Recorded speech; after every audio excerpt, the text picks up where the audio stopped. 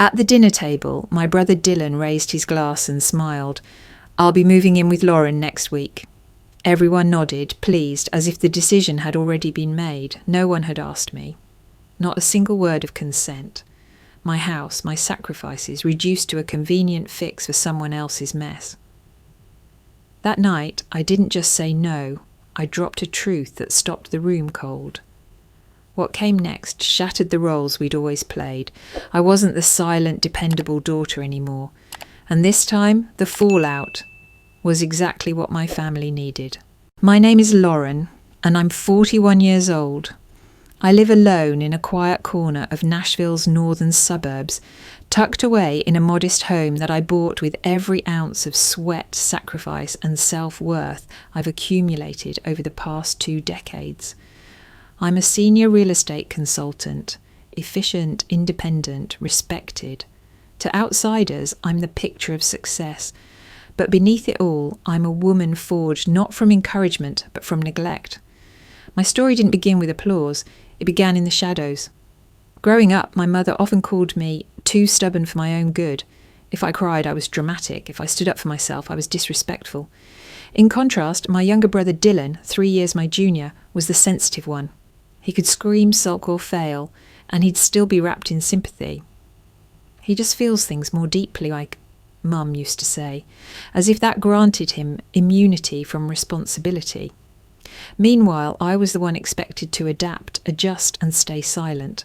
At 15, I worked at a local diner, flipping pancakes and bussing tables before school. I wanted to buy a used laptop for my AP classes, and no one was going to hand it to me. Dylan, at the same age, got a brand new gaming console for Christmas, though he'd failed 2 classes that semester. "He needs something to cheer him up," Dad had said. I smiled through gritted teeth, pretending it didn't matter, but it did. Every instance was a tiny stone in a wall I was building around myself, brick by brick, year by year. There was a particular afternoon I'll never forget. I was 17, sitting at the kitchen table with a college acceptance letter in one hand and my scholarship notice in the other. I'd earned partial tuition to a respected in-state university. My guidance counsellor had encouraged me to apply for an additional grant, but I needed a copy of the family's financial records to complete it. When I asked Dad, he hesitated. "We're still sorting some things out," he muttered. I didn't press. Back then I still thought silence was a form of respect. But the truth came out 2 years later in the most unexpected way. I'd come home for winter break and Dylan, who had just been kicked out of college, was ranting about his credit card being frozen. I tried to ignore it until Mum snapped at him. "We already paid it off once with Lauren's college fund, and now you're back in debt?" The room fell silent. My heart stopped. "What did you say?" I asked, voice trembling. Mum waved her hand, brushing it off. "It wasn't much, just a little help. You still went to college, didn't you?" A little help. They had taken money I earned from babysitting, tutoring and birthday savings, money I thought was mine, to pay off Dylan's impulsive spending, and no one told me, not a word. That moment marked the start of the shift inside me. Not anger, at least not at first, but clarity. I wasn't the cherished daughter, I was the reliable one. The fallback, the fixer. And fixers, in my family, didn't get consulted, they got used. Years later, after I'd built a stable life, my parents still expected me to be the safety net. I had just closed on a major property deal, and Dylan was, once again, between jobs. Mum called that night, her voice light but loaded. "Dylan's having a rough time. His lease is ending soon, and he doesn't have anywhere to go. Maybe he could stay with you for a little while, just until he finds something steady." I paused. I'd just spent months negotiating that property, barely sleeping, managing 3 demanding clients. I needed rest, solitude, space to breathe. "Mum," I said gently, "I'm not comfortable with that. I need my space, and Dylan, he hasn't exactly respected boundaries before." There was silence on the line. Then she snapped, "You always make everything about yourself. Your brother needs help, and all you care about is your peace and quiet." That sentence hit harder than she knew. It wasn't just about the moment. It was a culmination of years of being told I was too much, too cold, or too independent. But this time it wasn't passive. It was an outright accusation. I was selfish. I hung up, hands shaking. I wasn't angry, I was wounded deeply. There's a particular kind of pain that comes from being blamed for protecting the life you built, from the very neglect that created it. It echoed every time I chose myself, and was labelled the villain for it.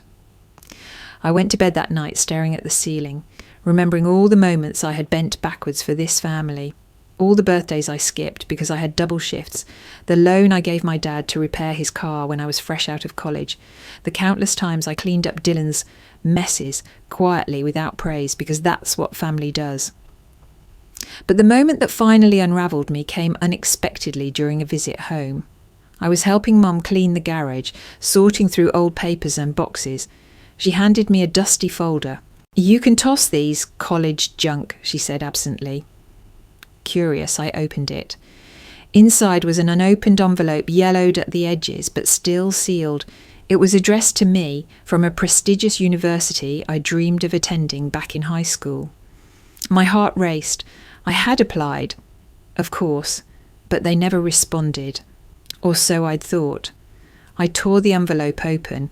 Inside was a formal letter offering me a full scholarship, tuition, books, housing for 4 years.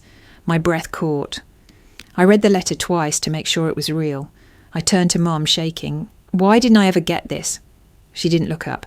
"Because I needed you close to home. Your father was recovering from surgery and we couldn't manage everything. You were always so dependable, Lauren. I knew you'd understand." Understand? She'd hidden a life-changing opportunity from me, a chance to study in Boston, to chase dreams I'd quietly let die, all because I was the responsible one, the helper. That day I realised I hadn't been the daughter, I'd been the caregiver, the anchor, the tool. Dylan got to dream, fall, wander. I was kept close, useful, reliable, and ultimately invisible. As I stood in that dusty garage holding the letter that could have rewritten my entire trajectory, I didn't cry, I didn't scream.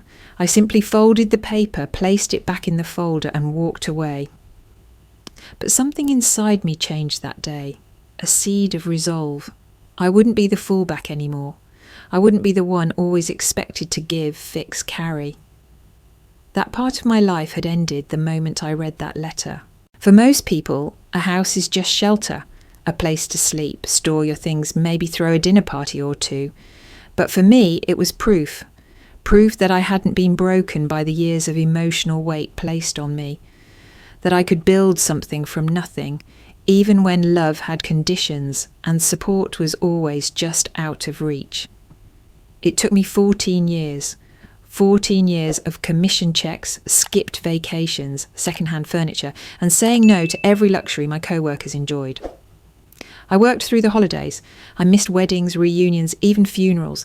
But every time I made another transfer into my savings account, I felt one step closer to freedom. It was more than a home. It was a boundary, a line between what I'd tolerated and what I would never accept again. The day I closed on the house, I sat in the driver's seat outside the title company, hands trembling around the steering wheel. The sun was setting behind the Nashville skyline, turning the clouds lavender. My new house wasn't grand, a one-story brick with faded shutters and a tired front porch, but it was mine. No roommates, no family, no one else's name on the papers. Walking in for the first time, I felt the hush of possibility. The creaky hardwood floors, the outdated kitchen tiles, the dusty scent of old walls. I loved it all. I painted the living room a soft, buttery cream. I refinished the kitchen cabinets by hand. I picked out a navy armchair and placed it next to the wide window, my new reading nook. On weekends I visited flea markets for vintage lamps and plant stands. Piece by piece I shaped the house into something that looked like me. Every nail I hammered, every curtain I hung. It wasn't just decoration. It was healing, a silent reclaiming of control. A month after moving in, I hosted a small housewarming. Just close friends, a few colleagues, no family. I wasn't ready to let their energy into this space just yet. That night, I opened a bottle of wine and stood barefoot in the middle of my kitchen, listening to laughter drift from the backyard. I had made this life. No one could take it from me, or so I thought. Weeks later, a credit alert pinged on my phone. I ignored it at first, probably some scam or promotional offer, but a second one came through the next day. Out of habit, I checked my credit report. My stomach dropped. A new credit card had been opened under my name, one I hadn't applied for. Confused, I called the bank. The representative confirmed my details but noted a discrepancy. The card had been mailed to an old address, my parents' house. I hadn't lived there in years. My heart sank. I drove straight to their place, mind racing. Dylan wasn't home, but Dad was in the garage, tinkering with something under the hood of his car. "I need to ask you something," I said without preamble. "Did Dylan use my name to open a credit card?" He looked up, blinked. "What? No, why would he—" I saw the flicker, the hesitation. "He did, didn't he?" Dad sighed. "He said it was just temporary, something about building credit. He promised to cancel it after a few weeks." I felt my chest tighten. "And you didn't think I needed to know?" "It was already done," he said quietly. "We figured no harm if he paid it off." I turned and walked away, every step heavier than the last. My home had felt safe, like a fortress, but in the background, the past had found a way to reach in. Even after everything, I was still being used without consent. And this time, I wasn't going to stay quiet. After the credit card incident, I promised myself one thing: no more loopholes, no more blind spots. My house was mine, and I would protect it the way no one had ever protected me. Still, I tried to soften, to believe that maybe Dylan had made a poor choice, not a malicious one. So when my parents insisted that I invite him to the official family housewarming dinner, I relented. Just for one evening, I told myself. Dylan arrived 45 minutes late, wearing designer sneakers and a shirt he'd clearly pulled from a crumpled pile. He strolled in like he owned the place, high-fiving my dad, kissing my mother's cheek, then looking me up and down as if I were the guest. "Nice setup," he said, popping open a beer without asking. "Way nicer than I thought you could pull off on your own." I forced a smile. Throughout the evening, Dylan wandered the house, commenting on things with casual entitlement.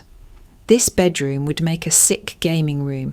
The backyard's perfect for late-night hangs. Bet the neighbours wouldn't mind a little music. I tried to stay calm, reminding myself this was temporary. But then, midway through dinner, Dylan leaned back in his chair, looked straight at me and said, "So I was thinking, I could throw a little get-together here next weekend, just a few friends. You cool with that?" I blinked. "No, Dylan, this is my home. I'm not comfortable with that." He shrugged like I'd said maybe. "Come on, don't be uptight. You've got the space, and I've already told the guys we're doing it here." My fork paused mid-air. "You already told them?" He didn't flinch. "Yeah, I mean, it's not a big deal, right? Family shares." I set my fork down slowly. "No, Dylan, we don't share this. This is my space. You don't get to make plans here." He rolled his eyes and muttered something under his breath. I let the conversation die right there, but the air at the table had changed. Tense. Unspoken judgments circling like vultures. Later that evening, after everyone had left, I stood by the kitchen sink, rinsing wine glasses, when my phone rang. It was Mum. "Honey," she started, soft and sugary. "About Dylan, he's just trying to find his footing again." "By throwing parties at my house?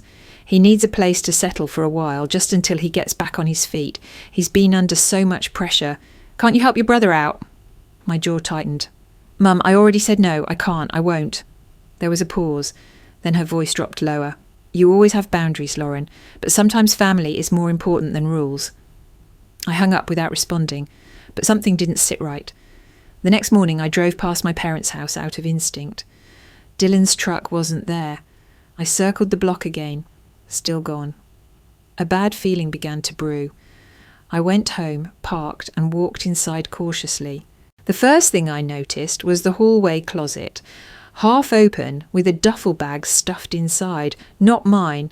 Then the bathroom, a toothbrush next to mine, a second towel on the rack, a gym bag under the sink. I stood still, heart pounding. Dylan had already started moving in. Without permission, without a conversation, without a single word. It wasn't just about entitlement anymore. It was invasion. And this time I wouldn't just push back, I'd push everything out.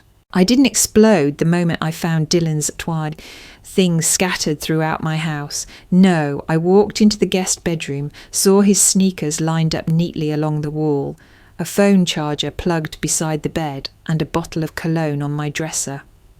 My dresser. He had claimed space as if it were his by birthright, and maybe in this family it was. I stood there in silence, numb, my mind ticking like a bomb. It wasn't just the intrusion, it was the clarity. This had never been about asking or respecting, it was about assuming, taking, expecting me to fold, like always. Later that evening, I confronted my mother. She answered on the second ring. "Mum, did you tell Dylan he could move into my house?" A long pause, then, "He said you offered. We thought it was generous." My breath caught. "I didn't offer. He brought things over without asking. I found his bags today in my closet, my bathroom. He's already moved in and you knew." Her voice hardened. "Lauren, don't overreact. He needs support. You have the space. It's just temporary." I closed my eyes. There it was again. The unwritten rule. If I had, I must share. If I worked, I must give. If I succeeded, I must carry others.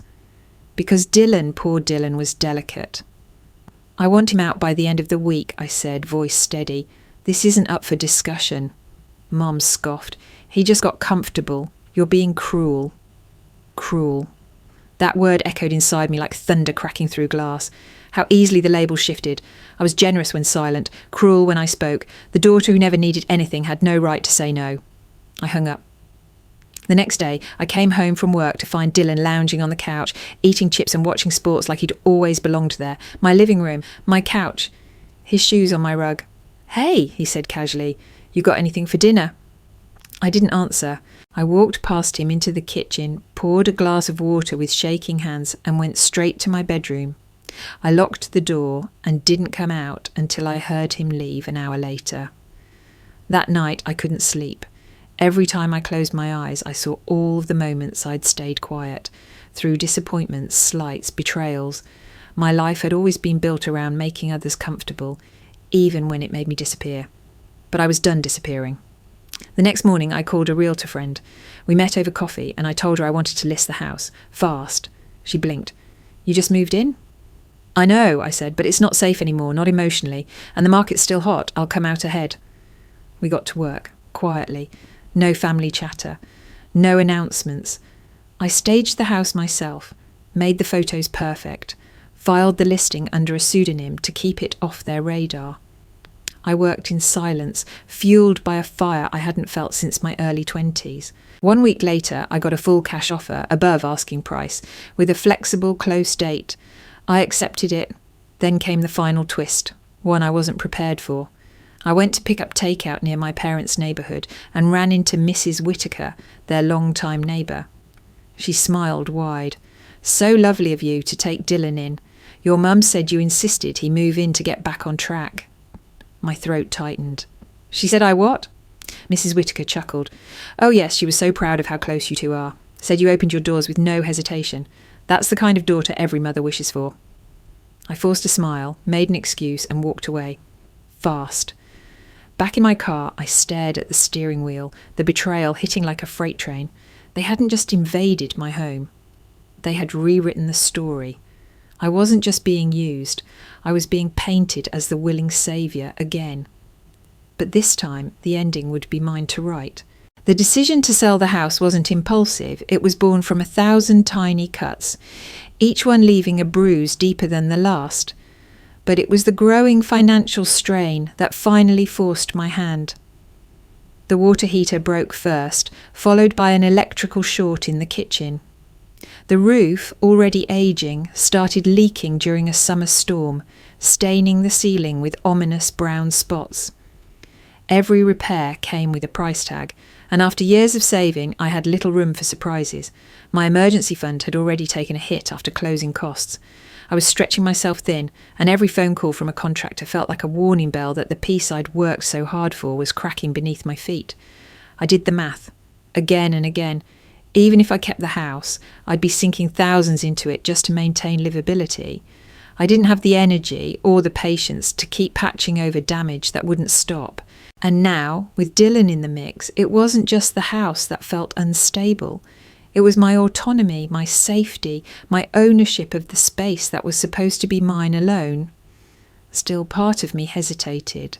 Selling felt like surrender. It meant letting go of something I had built from scars. But then came the final straw. A neighbour, Mr. Callahan from 3 doors down, caught me outside while I was unloading groceries.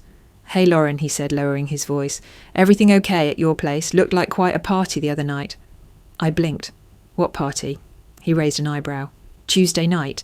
Your driveway was packed. Music blaring. I almost called the cops, but figured it wasn't my place." I felt my spine stiffen.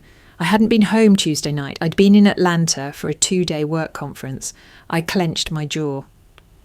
"Are you sure it was my house?" He nodded. Security cam caught it. "You want me to send it?" I nodded silently, pretending to act casual. That night, he forwarded the footage to my email. There it was, Dylan. Hosting a full-blown party in my living room, beer cans scattered on the counter, strangers lounging on my couch, music pulsing through the windows. He hadn't just violated my trust. He'd invited the world into the one place I had left to call sacred. I didn't cry, I didn't scream. I simply stared at the screen until the video ended. And then I opened my laptop and sent a message to my realtor.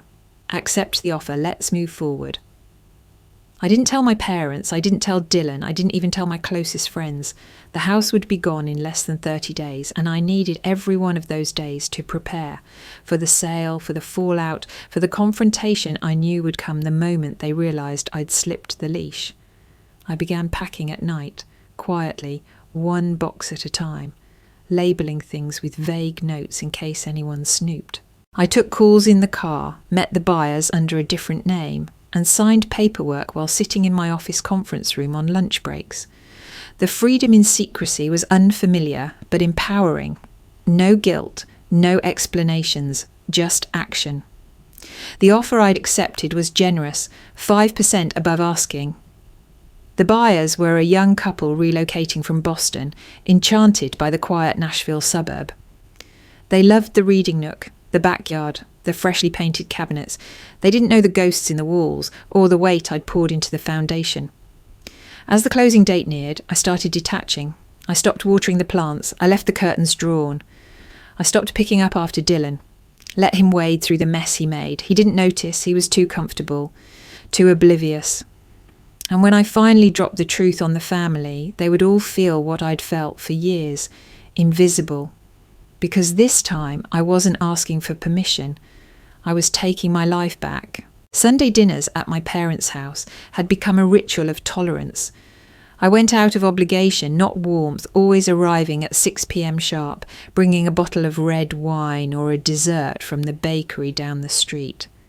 It was a performance, one where I smiled through tightly clenched teeth and nodded at stories I'd heard a dozen times before. But this particular Sunday felt off. The dining table was dressed with a fresh white tablecloth, silverware neatly aligned, and a bottle of chilled champagne sat in the centre, still sweating in its glass cradle. Something was coming. I felt it in the way Mum kept smoothing the napkins, even though they were already perfect. Dylan walked in 10 minutes later, clean-shaven, wearing a crisp button-down. I knew he hadn't ironed himself. He set a gift bag down on the table like it was a peace offering or a prop. Everyone took their seat. Then Dad stood up and raised his glass. "We've made a decision," he said, using that familiar tone reserved for family announcements. "After talking it over, we've all agreed Dylan is going to move in with Lauren for a little while, just until he stabilises." I blinked. Mum chimed in with a serene smile. "It makes the most sense, sweetheart. You live alone, the house is spacious, and Dylan will help with errands and keep you company." Dylan raised his glass like he was toasting to some brilliant agreement. "We figured it'd be good for everyone." I looked around the table. Their faces were calm, expectant, even pleased. No one had consulted me. No one had asked what I thought. This was a declaration, not a discussion. I set down my fork. "That's interesting," I said slowly. "But there's a small problem." My mother frowned. What problem? I reached into my handbag, pulled out a neatly folded envelope and placed it on the table in front of my father. I sold the house, I said, last week. The room froze. Dad stared at the envelope. Dylan blinked like he hadn't understood. Mum went pale. What? She whispered. You sold it? I nodded. The buyers put down a deposit already. I'll be moving out in 3 weeks. Dylan grabbed the papers, flipping through them like he was searching for some kind of loophole. You're kidding. You did this to avoid helping me? I leaned back in my chair. No, Dylan, I did it because I'm done sacrificing everything I've worked for so you can coast. Dad cleared his throat, his voice low. Lauren, this is a huge decision. You should have brought it to the family. I laughed, short, humourless. Like the decision you all made about me housing Dylan without even asking. The silence that followed was heavy and raw. Mum set down her napkin. But where will you go? I shrugged. I have a temporary lease lined up, something smaller, manageable. I'm fine. You're just running away, Dylan muttered, like you always do when people need you. I looked directly at him. You mean like when you threw a party in my house without telling me? When you moved in your things without asking? When you used my name to open a credit card? His jaw tightened, but he said nothing. I turned to my parents. And you both lied to the neighbours, told them I insisted he live with me. That's not just disrespect, it's betrayal. Mum's lips quivered. We thought if we made it sound like your idea, you'd go along with it. I felt something in me break, but not painfully. More like shedding dead weight. I'm not your backup plan, I said calmly. I'm not your fixer, I'm your daughter, and I deserve the same respect you've always given Dylan. Dylan stood abruptly. I already told my landlord I was moving out. Where the hell am I supposed to go now? I glanced at him. That's not my problem. You're heartless. No, I'm finally drawing a line. He stormed out, slamming the door so hard the chandelier rattled. Mum covered her mouth, tears filling her eyes. Dad sat stiffly, staring at the envelope like it might vanish if he looked long enough. I stood up and collected my things. I'll see you before I move, I said, voice steady, but I won't be changing my mind. As I stepped into the night air, a strange calm washed over me. I wasn't running away.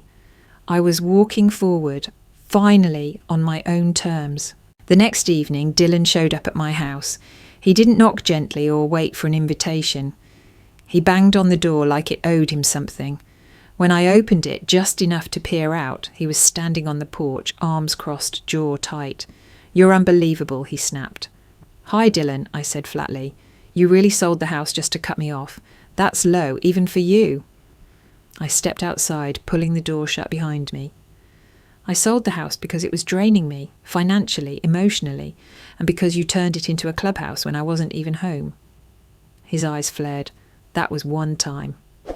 One time that proved exactly what I've been trying to avoid, he scoffed. You've always been selfish, just admit it. You've never done anything for this family unless it made you look good. I let out a quiet breath, trying not to laugh bitterly. I gave up a scholarship to stay close and help when Dad had surgery. I've bailed you out of credit card debt, helped Mum with the mortgage more than once, but sure, Dylan, I'm selfish. You betrayed us, he hissed. You betrayed this family. I took a step closer. No, Dylan. This family betrayed me when they made my life a safety net for yours, when they lied to me, when they gave you a blank cheque and handed me a job description. Before he could reply, I added, You want to talk about betrayal? Let's talk about Emma. His expression changed, split-second panic before it turned to indignant bluster. What about her? I tilted my head. You pressured your ex-fiancée into selling her engagement ring to pay off your gambling debt. Don't bother denying it. She told me after you two split. He looked stunned for half a beat, then recovered into sarcasm. That's none of your business. It became my business when you used me to co-sign the lease where it happened. He fell silent, lips pressed into a hard line. My voice softened, but not with sympathy, with resolve. You don't get to come here, call me a traitor, and rewrite the truth just because it makes you uncomfortable. The door creaked open behind me. My mother stood there, pale and shaken. I heard everything, she said quietly. Dylan turned. Mum, it's not how it sounds. But she didn't look at him. She looked at me. You knew about Emma, she asked. I nodded. For months. I didn't want to bring it up, but I'm tired of pretending I'm the problem. Dad came out a moment later, joining the tense circle. His eyes darted between us. We need to sit down, talk this through. I shook my head. There's nothing to talk about. I've made my decision. Mum's voice cracked. But you're tearing this family apart. No, Mum, I said gently. The favouritism, the lies, the expectations. You've been tearing it apart for years. I'm just done patching the pieces together alone. She covered her mouth, tears slipping through her fingers. Dad looked away, guilt etched deep in his furrowed brow. Dylan's fury turned to desperation. Where am I supposed to go? You're 38, Dylan, I replied. Wherever grown men go when they have to take care of themselves. The silence was deafening. Then one by one they turned and walked off the porch. I stood there, heart pounding but unshaken. The sky had turned grey and thunder rumbled low in the distance. A storm was coming, outside and in. But I had already chosen my shelter. They came 2 days later. Not one at a time, not with a phone call first. They arrived as a unit, Mum, Dad and Dylan, standing on my porch like a trio of weary storm clouds. I watched them through the peephole, heart steady, breath calm. I knew this was coming. They weren't here to apologise. They were here for one last plea, one final push to get me back into the role they'd assigned me years ago. I opened the door just enough to keep control of the space between us. Can we come in? Dad asked, tone measured, almost tired. No, I replied. You can say what you need to say right here. Dylan rolled his eyes. You're seriously making us stand outside. I didn't blink. You didn't respect my space when you moved in uninvited. I'm respecting it now. They shifted uncomfortably, but no one argued. Mum spoke first. Lauren, we're here to talk. Calmly. We know you're angry. I'm not angry, I said. I'm done. Dad tried next. Look, things have gotten complicated. We didn't handle everything well, but Dylan needs help. He's at a crossroads. I leaned against the doorframe. And that's still not my responsibility. Dylan snorted. You keep acting like you're some martyr, like you've never had help. I've had help, I repeated, then laughed. When? When you used my college fund to pay your credit card debt? When Mum hid my scholarship letter so I wouldn't leave? When you opened a credit card in my name? He had no answer. Neither did they. Then came the twist I didn't expect, at least not yet. Dad cleared his throat. We're not in a position to keep supporting him anymore. I narrowed my eyes. What do you mean? Mum hesitated. We've burned through most of our savings helping him over the years. The retirement fund, the emergency fund, it's gone. My breath caught. Dad added quickly, we thought we could keep things going until he got stable, but that hasn't happened. We need someone else to step in, someone who can afford it. My stomach turned cold. You mean me, I said slowly. You want me to take over? They didn't respond, which was answer enough. I felt my spine straighten, the silence inside me turning to steel. No, I said firmly, absolutely not. Lauren, Mum pleaded, he's your brother. And I'm your daughter, I said, but that hasn't seemed to matter nearly as much. Dylan stepped forward. You live alone in a house you're selling at a profit. You could at least... Stop, I cut in. You don't get to count my money. You don't get to tally what I've earned, not after spending your life burning through what you never had to work for. Dad stepped in, voice heavy. This is a family issue. We're supposed to carry each other. I nodded slowly. Exactly. Carry, not drag. And Dylan has been dragging all of us for years. You're being cruel again, Mum said, her voice cracking. No, I said, I'm being clear. Dylan shook his head. So that's it? You're cutting us off? I'm setting boundaries, big difference. They didn't like that answer, but I didn't flinch. After a moment, Dad nodded, almost to himself. We'll find another way. I didn't respond, I just closed the door. As the lock clicked into place, I felt an eerie sense of calm, like the silence after a storm. Let them scramble, let them be uncomfortable. For once the burden wasn't mine to carry. 2 days after the porch confrontation, Dylan moved back in with our parents. This time, it wasn't the homecoming he was used to. No celebratory dinner, no welcome home banner. Just a spare room that had once been a sewing space, stripped of fabric bolts and replaced with a cot, a plastic dresser and a single desk lamp. Mum called me later that week, her voice carrying a mix of guilt and exhaustion. "We've had to put some rules in place," she said. "What kind of rules?" I asked, more curious than hopeful. "Curfew at 10 p.m. He's responsible for his own meals unless he contributes to the grocery bill. Rent is $300 a month and your father keeps the garage keys." I blinked. "You're serious?" "We don't have a choice anymore," she admitted. "He's nearly 40, Lauren. We can't keep treating him like a teenager." It was the first time I'd heard her say that out loud. Apparently, Dylan didn't take well to the new arrangement. Within a week, he skipped mowing the lawn, one of his assigned tasks, and found $25 docked from his rent. He came home late another night and had to sleep on the living room couch after Dad locked the doors at 10:05 p.m. I didn't gloat. I didn't even comment. But inside, I felt a flicker of hope that perhaps, finally, reality was catching up to Dylan. Still, he didn't give up easily. One Saturday morning, my neighbour Mrs. Whittaker waved me over while I was watering my front porch plants. "I had the oddest conversation with your brother the other day," she said. "Oh?" "He came by with a tray of muffins," she laughed. "Store-bought, of course. Told me he was concerned about you. Said you'd been isolating and acting erratic. He implied you were under stress and maybe not thinking clearly." My stomach dropped. "He what?" She nodded. Tried to get me to talk to some of the other neighbours about it. Said maybe if we all gently encouraged you to reconsider letting him stay, you'd come around. I felt heat rise in my face. "Did anyone believe him?" She gave me a look. "Sweetheart, you've lived here for over a year. You helped with the community garden, you organised the block party, and you were the only one who checked on Mr. Harris during the ice storm. We know who you are." I exhaled, relief washing over me. "Thank you. I don't even know what to say." She patted my hand. "Say you'll come to the potluck next weekend. That's enough." Apparently, Dylan had tried going door to door for a couple of days before giving up. I heard later he'd even cornered the mailman, trying to make his case about how I was cutting ties with family. His plan didn't just fail, it backfired. A few neighbours started avoiding him entirely. One even called the HOA to report him for loitering. Back at my parents' house, the reports weren't glowing either. Dad sent me a brief, almost embarrassed text one night.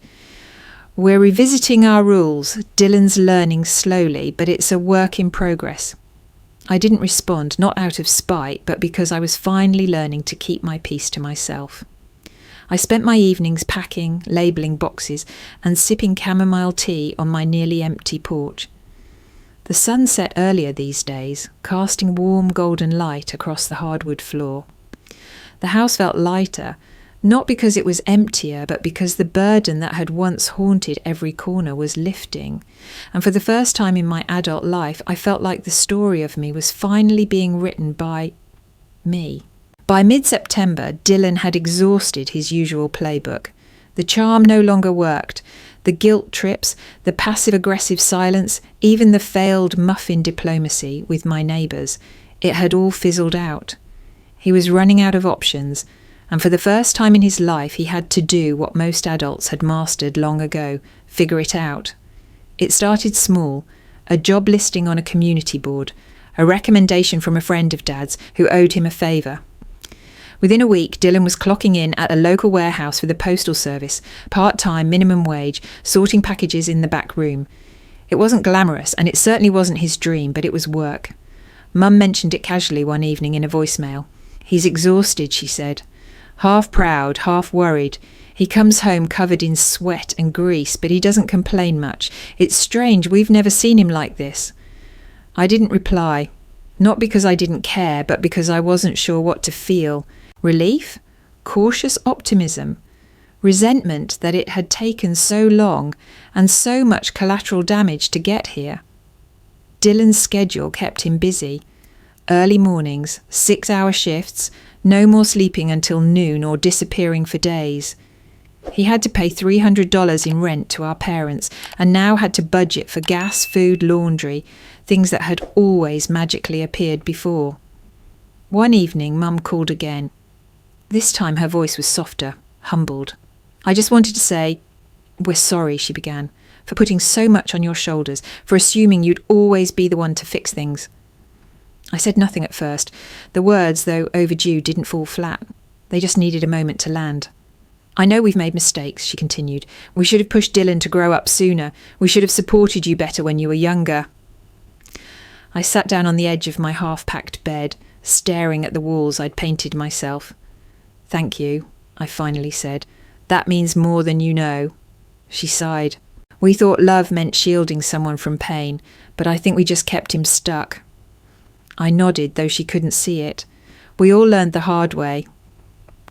Twist came days later, from the most unexpected place, Dylan called. I let it go to voicemail. He called again. Then a third time, and I finally answered. Not out of curiosity, but because some part of me wanted to hear if anything had truly shifted. His voice was different, less defensive, more measured. I just wanted to let you know, he said. I got offered a full-time position at the post office. Comes with benefits, insurance, paid time off. I blinked, unsure of what to say. He continued. It's not what I pictured for myself, but it feels good, earning my own way. There was a pause. Then I know I've made things hard. I blamed you for stuff that wasn't yours to fix. I get why you didn't let me move in. If you had, I'd still be the same. That was the moment something cracked, not in pain but in release. I'd waited years to hear him own his part. And now, with no audience, no parents to impress, no leverage to gain, he was just a man on the phone telling his sister the truth. Congratulations, I said. I hope you stick with it. He chuckled lightly. Yeah, me too. It wasn't a dramatic reconciliation. There were no grand apologies or emotional speeches. But in that brief, honest exchange, I felt something shift between us. Maybe not full repair, but the beginning of respect. 2 weeks after Dylan's phone call, I received a text from him. It wasn't a meme or a sarcastic jab, not the usual breadcrumb for attention. It was a paragraph, punctuated, thought out and real. Hey Lauren, I've been thinking a lot about what you said. I know I've let everyone down. I know I made you carry more than your share for way too long. I'm sorry for that. Honestly, I didn't get it until you finally said no. If you'd let me stay, I'd still be sitting on your couch playing video games expecting someone else to fix my life. So thank you for not giving in, for not rescuing me. I stared at the screen for a while, rereading the message, not because I doubted it, but because something inside me was softening, a thaw that had been building for years, finally catching sunlight. I didn't respond right away, not out of pride, but because I wanted to sit with it, let the words breathe, let the meaning settle. Sometimes silence is the only way to fully absorb something important. Over the following weeks, the entire family dynamic began to soften. It wasn't perfect, but the shift was noticeable. Mum no longer called me with crisis updates. She talked about her garden, new recipes, her book club. Dad texted me pictures of Dylan mowing the lawn or changing the oil in the car. Dylan himself had stopped showing up unannounced anywhere and even mentioned he was saving for a used car of his own. We weren't a Hallmark family now, far from it, but the guilt that used to hang over every conversation had started to fade. The old script, where I was the fallback plan, the reliable fix, was quietly being rewritten. The biggest surprise came one Sunday afternoon when I visited my parents for a short lunch. I hadn't eaten there since the house-selling revelation, but this time felt different. No tension, no ambush. After lunch, while Dylan helped Dad reorganise the garage, Mum pulled me aside. "Your father and I have been updating our will," she said quietly. I blinked. "Okay?" "For years, we'd planned to leave most of our assets to Dylan," she admitted, eyes downcast. "We thought he needed it more, that you'd be fine on your own." I nodded. It wasn't news. I'd always assumed as much, even if it was never said aloud. "But we were wrong," she continued, "not about you being capable, but about what fairness means. Being strong shouldn't mean being forgotten. You've always carried more than your share. You deserve to be considered too." I swallowed, unsure what to say. "So," she said gently, "if Dylan continues on this new path, we'll be dividing things equally. You're in the updated documents fully. That shouldn't have meant so much. I didn't need their money. I wasn't waiting on inheritance to define my worth. But the gesture, the acknowledgement, was more than legal. It was emotional, symbolic. For the first time in my life, I wasn't just the support beam. I was being seen. "Thank you," I said quietly. "That means more than you know." She touched my arm. "It's long overdue." That night, I sat alone on the floor of my nearly packed house, surrounded by boxes and memories, and felt something unfamiliar. Not just peace, but inclusion. For the first time, I wasn't just surviving within my family. I was part of it. Moving day arrived on a crisp October morning, the air tinged with the scent of dry leaves and the promise of something new. My new home was a modest 2-bedroom townhouse in a quiet neighbourhood, tucked between a community park and a sleepy strip of family-owned shops. No sprawling lawn, no oversized guest room, no memory-soaked hallway. But what it did have was sunlight streaming through east-facing windows, a compact kitchen with bright white cabinets I hadn't had to paint myself, a small patio just big enough for a bistro table and 3 herb pots, and silence, the good kind. Not the silence of tension or isolation, but the kind that wraps around you like a blanket. As I unpacked the final boxes, something in me exhaled. For the first time in years, I didn't feel braced for impact. There was no tension in my shoulders, no simmering resentment in the background, no emergency texts blinking on my phone. Just space. Space to breathe, to read, to sleep, without listening for footsteps in the hallway that weren't mine. Financially, I was lighter than ever. The profits from my previous home allowed me to put down a generous deposit, cutting my mortgage almost in half. I no longer felt the pressure to take on extra clients, to hustle every weekend, or to eat dinner at my desk.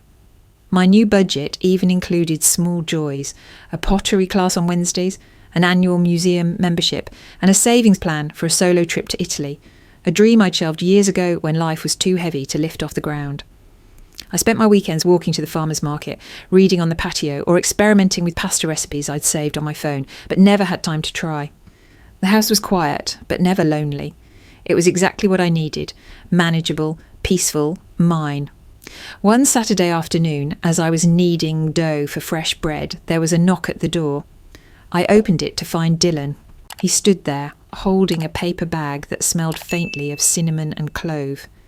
His hair was slightly messy, and he wore a windbreaker with the logo of the Postal Service stitched over the left chest.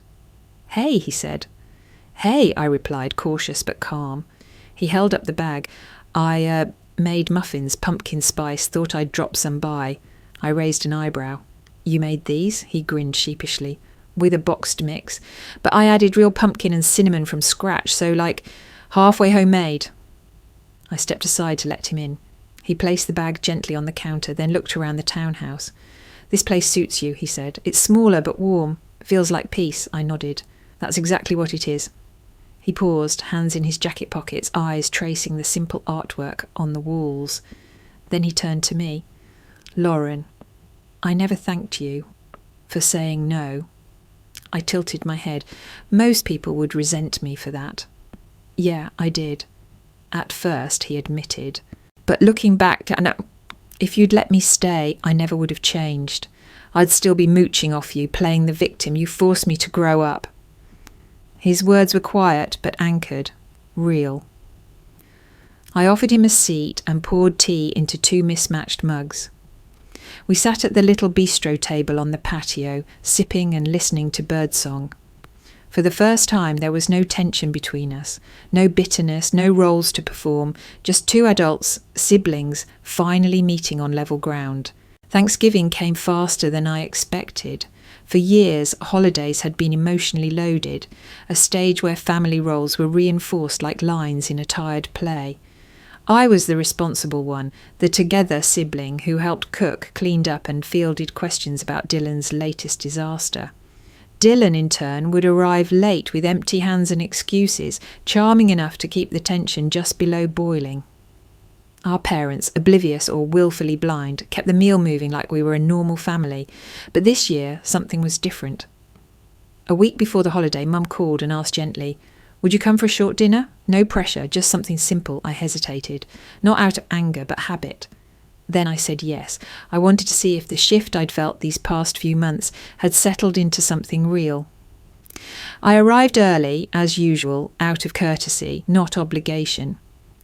The house smelled like turkey, rosemary, and something faintly sweet, probably Mum's pecan pie. Dylan was already there, setting the table. That alone nearly made me drop the bottle of wine I'd brought. He looked up, grinned. "Don't faint. I know where the forks go now." I laughed, genuinely this time, and handed him the wine. We moved around each other with a rhythm I didn't know we were capable of. No barbed remarks, no passive-aggressive silences, just ease, peace. Dinner was simple. Roast turkey, green beans, mashed potatoes, the usual spread. But the atmosphere was lighter than it had ever been. No one tiptoed around Dylan's failures or tried to drag me into uncomfortable conversations. There were stories, jokes, even silence, but none of it was loaded. At one point, Dylan offered to refill my drink. Dad asked him to help clear the dishes, and he did it without sighing. These were small things, trivial almost. But in our family, they felt revolutionary. As the evening wound down, Mum and I stepped out onto the porch with mugs of tea. The November air was cool, crisp, and quiet. She sipped slowly, then looked out into the dark. "You know," she said softly, "this is the first time I've seen you and Dylan just coexist. No tension, no weight between you." I nodded, watching the vapour curl from my cup. She glanced at me, her voice even quieter now. "I think this is the first time I've seen both of you grown, truly grown." I turned to her, surprised. She wasn't smiling. She wasn't trying to sugarcoat anything. Her words held the gravity of acknowledgement, the weight of recognition I'd craved for so long. "It took a lot to get here," I said. She nodded. "Too much maybe, but still, we're here." We stood in silence for a while after that, not needing to say more, just letting the quiet be enough. Later, driving home, the streets were almost empty. The houses were lit with soft yellow lamps, some with faint music or laughter drifting through windows. I pulled into my driveway and sat there for a moment, engine off. The silence of my own car wrapping around me like a blanket. I thought about all the versions of myself that had lived in other houses, other roles.